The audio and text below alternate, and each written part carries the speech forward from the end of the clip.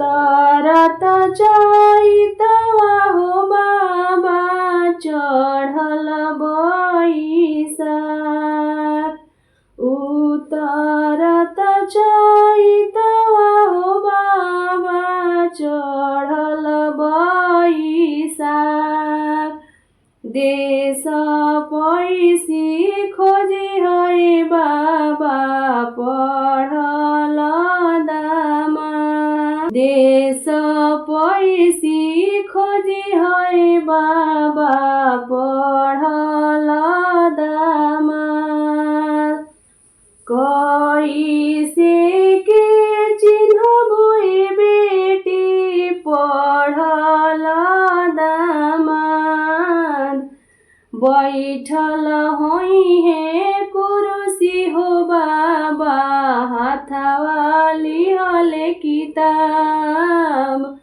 बैठल होई है कुर्सी हो बाबा हाथवा लिहल किताब।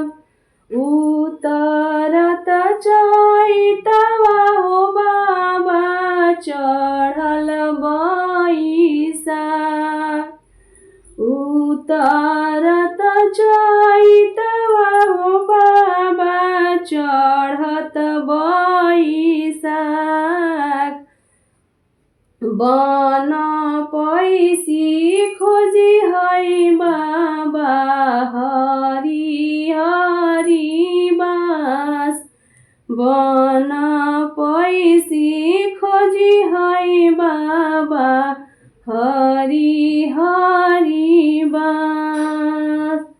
कैसे के चिन्हबोई बेटी हरी हरी बास।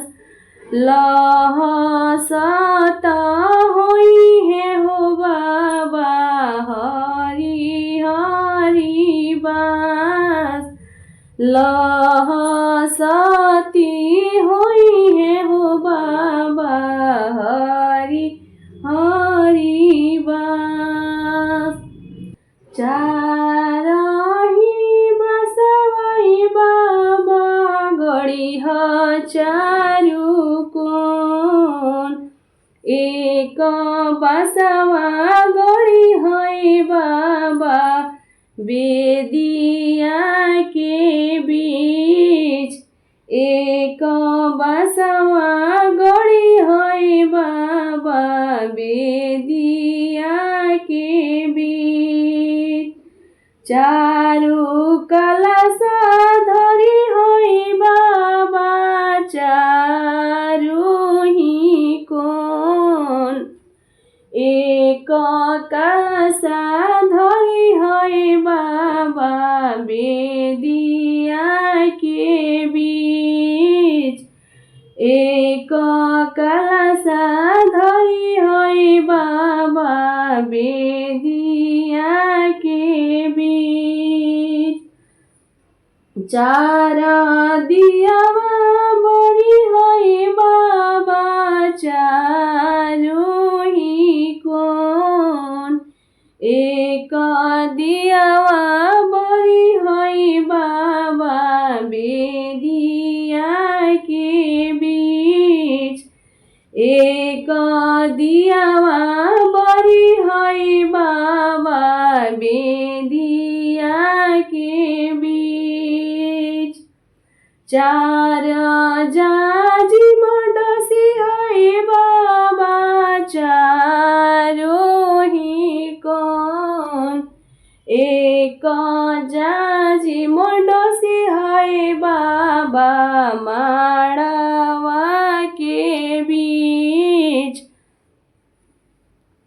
एक जाजी मडसी है बाबा माड़वा के बीच। एक उरिया बैठी है बाबा ससुरा के लोग। एक ओरिया बैठी है बाबा धियावा के ले। एक ओरिया बैठी है बाबा साझिया